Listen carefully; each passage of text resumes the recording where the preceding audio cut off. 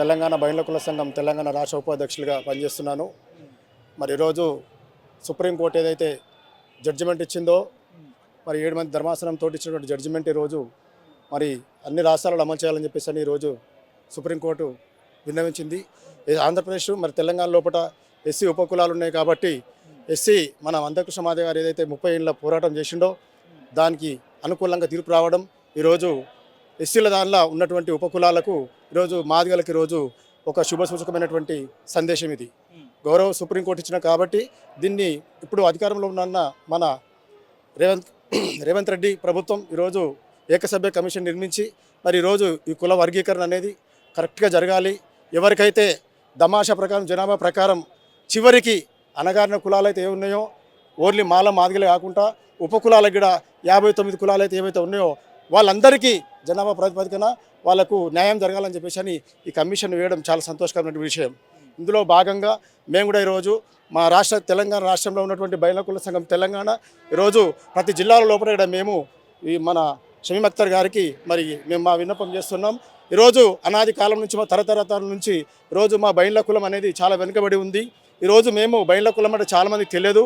మేము గత్తర్లు వచ్చినప్పుడు, పేగువాది వచ్చినప్పుడు ఈరోజు మేము ఈ రాజ్యంలో మేము ఊర్లను కాపాడినాము ప్లేగ్ వ్యాధి వచ్చినప్పుడు. కాబట్టి మేము కులాన్ని నమ్ముకొని మేము గ్రామాలలో పోషమ్మకు, మైసమ్మకు, ఊరుడమ్మకు మేము పనులు చేస్తూ కులవృత్తిని నిలబెట్టుకొని మా జీవన ఆధారంగా దానికోసం మా కులవృత్తిని నిలబెట్టుకుంటూ మేము బ్రతుకుతున్నాం. కాబట్టి మాకు ఈరోజు రిజర్వేషన్ ఫలాలు అనేవి మేము చదువుకు దూరంగా ఉన్నాం, అసమానుల దగ్గర చాలా దూరంగా ఉన్నాం. కాబట్టి మేము అంటరాని కులంలో ఎవరైతే చివరిగా ఉన్నారో అందులో మేము ఈరోజు మా అనుగడ లేకుండా పోతుంది. కాబట్టి మమ్మల్ని ఏమడుతున్నామంటే మా కులవృత్తిని బట్టి రిజర్వేషన్ బట్టి మాకు రావాల్సిన జనాభా ప్రకారం మాకు రావాల్సిన రిజర్వేషన్ మాకు రావాలని చెప్పేసి రాష్ట్ర కమిటీ తరఫున మేము ఈరోజు ఈ రాష్ట్ర ప్రభుత్వాన్ని డిమాండ్ చేస్తూ ఉన్నాం.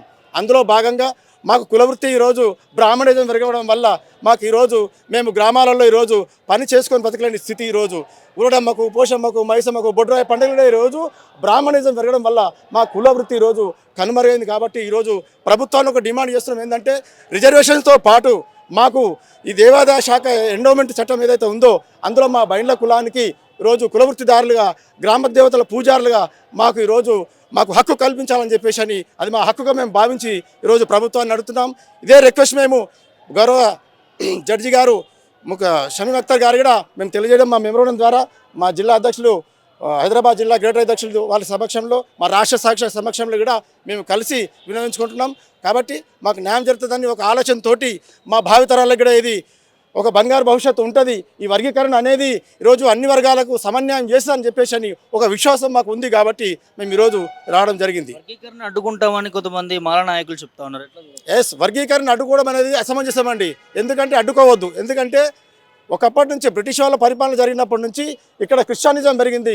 క్రిస్టియానిజానికి దగ్గరగా ఉండి ఈరోజు మీరు చదువులో కానీ, ఆర్థికంగా కానీ, సామాజిక కానీ, రాజకీయ పరంగా కానీ ఈరోజు మాలలు అభివృద్ధి చెందింది. కాబట్టి మేము ఎందుకంటే అనాదిగా మేము వెనుకబాటుకు గురైపోయినాం.